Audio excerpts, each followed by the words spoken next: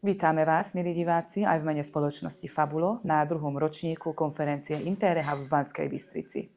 Našou hostkou je Andrea Strečanská, jeden z prednášajúcich tohto ročníka. Vítajte, ďakujeme, že ste našli čas na náš rozhovor. O čom bola vaša prednáška dneska? Dobrý deň, takže moja prednáška bola o patelárnej tendinopatii, keďže pracujem aj v mojej klinickej praxi ako fyzioterapeutka pre Slovenské národné divadlo, teda konkrétne pre baletný súbor. Problematika je pomerne častá, čo sa týka športu, či už rekreačného alebo vysokovýkonnostného. Trpí ňou naozaj veľmi široké spektrum športovcov, takže sa mi to zdalo také veľmi vhodné a prínosné odprezentovať to aj túto na Interrehab rehabilitačnej konferencii. Vedeli by ste jednoducho vysvetliť, čo je patelárna tendinopatia? Áno, patelárna tendinopatia tak je klasifikovaná ako tzv. Overuse injury, čo je teda poškodenie šlachy zapričinené preťažením tejto šlachy.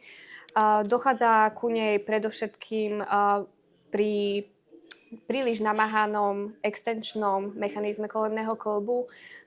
Za ten extenčný mechanizmus sa považujú predovšetkým skoky, vysoká frekvencia skokov, prudké deceleračné pohyby a zmeny smeru.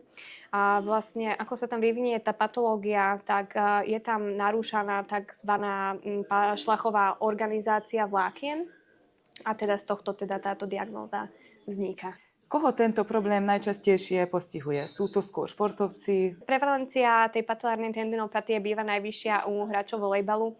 Hneď na druhej priečke sú basketbalisti, ale taktiež, ako som už spomínala, teda robím v problematike tanca. Vysoká prevalencia je aj u baletných tanečníkov.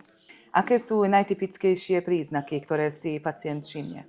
Takými typickými príznakmi, ktoré ten pacient pociťuje, tak je to predovšetkým bolestivosť distálnej časti pately, teda proximálneho úponu samotnej šlachy. Tiež je tam teda aj dysfunkcia samotnej šlachy. A ako vyzerá liečba a rehabilitácia v praxi? Tendinopatia je teda diagnóza, ktorá je považovaná za klinickú, čiže veľmi dôležitý je tam hlavne ten fyzioterapeutický manažment a intervencia, čo sa týka správnej zvolenej kinezioterapie. Už mnohé evidence-based štúdie vlastne poukazujú na tzv.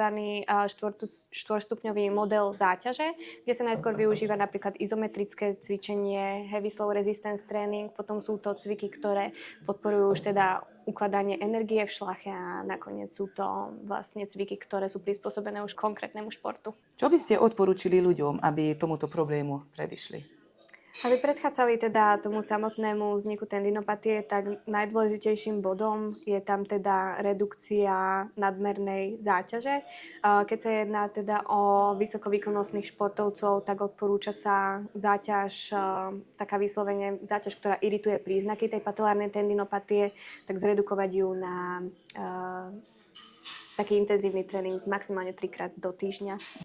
A ako prevencia môžu športovci robiť niečo? Dodržiavať správne opatrenia, čo sa týka hlavne toho zaťažovania, dodržiavať správne zásady regenerácie, posilňovania a kompenzačné cvičenia.